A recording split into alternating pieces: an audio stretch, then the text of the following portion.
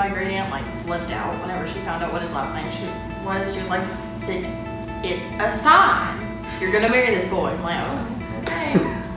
What would happen?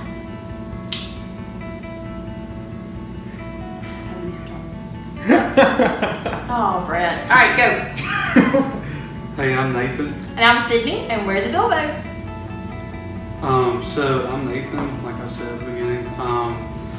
I've kind of lived all over the state of Mississippi. My dad's a pastor, but a lot of my family's from here in the area.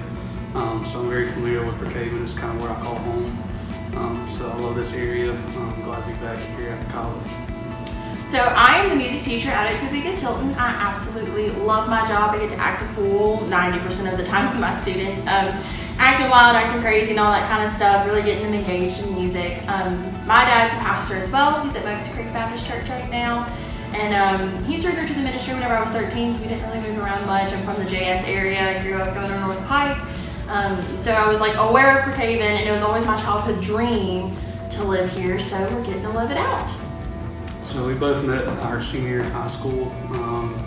Kind of all started from there, and then we both went to Southern Miss together. So it kind of all started our senior year of high school. We started dating, and then after about a few months of dating, we kind of knew we were made for each other, and we just kind of went straight from there.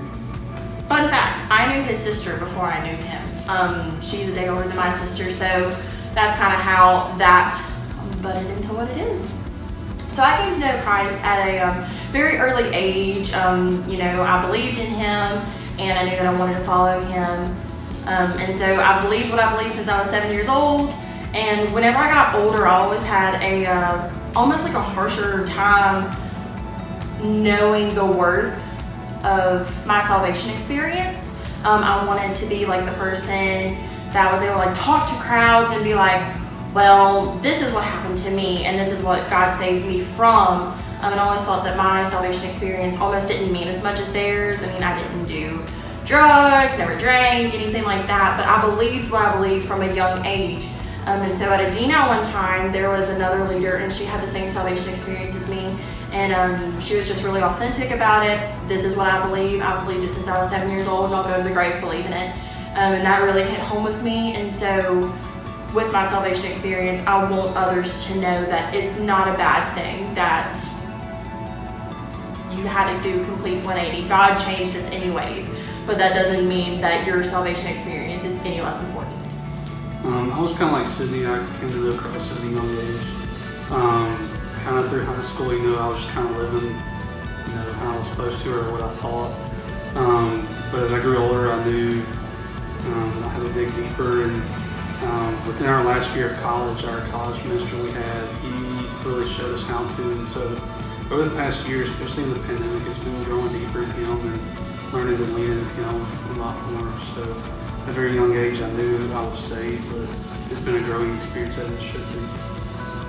I know for me, I was looking for somewhere that, first of all, believed in the Bible and what it stands for, and preach the gospel through and through. I think that's a very important aspect, first of all. Secondly, I know I was looking for somewhere that was very deep into discipleship and was a very welcoming community and was actively trying to grow out into their community.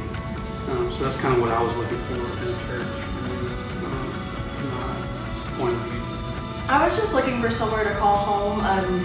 We are newly married, 5 months, and so I wanted somewhere that we could dig our roots in and invest in the community and invest so that whenever hopefully our kids come through and they're able to reap the benefits of generational blessings.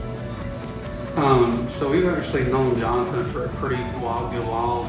We knew him through Southern Miss and through Temple, but we went to a different church than where he was at Temple. But our college minister, our last semester, 2 semesters at Southern Miss, knew Jonathan very well. And we were there back in February visiting, and we were eating lunch with Paul, and Paul said, "Hey, I think Jonathan's at a church in Brookhaven. Y'all should go check it out." And I said, "Okay, what's the name of the church?" And Paul said, "Let me text him real quick." So he got the text back, and he said, "I think it's Huet's Retreat." I said, "Paul, what church are you talking about?" And he said, "Huet's Retreat." And I said, "Paul, you mean Heights Retreat?" And he's like, "That's not how it's spelled." I'm like, "That's how it's pronounced." So that's kind of how we heard about Hikes Retreat. And that's kind of how we found it. I've always kind of known about it. Yeah, your mom grew up in Brookhaven. in Brookhaven, so like she knew Some people in the area.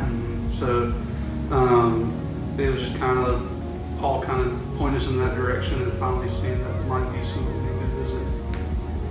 I know for me it's the potential for growth. I see a hunger in the congregation to grow, not only in their spiritual life but as a church.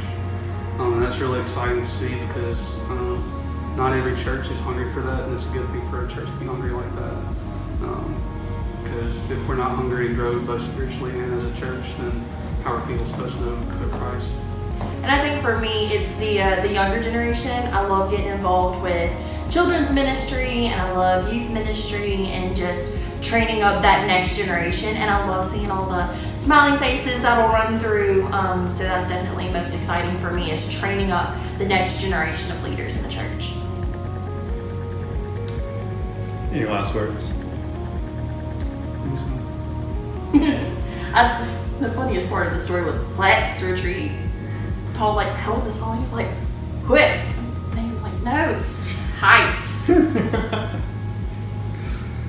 I think that's all about us and how we found Hikes Retreat.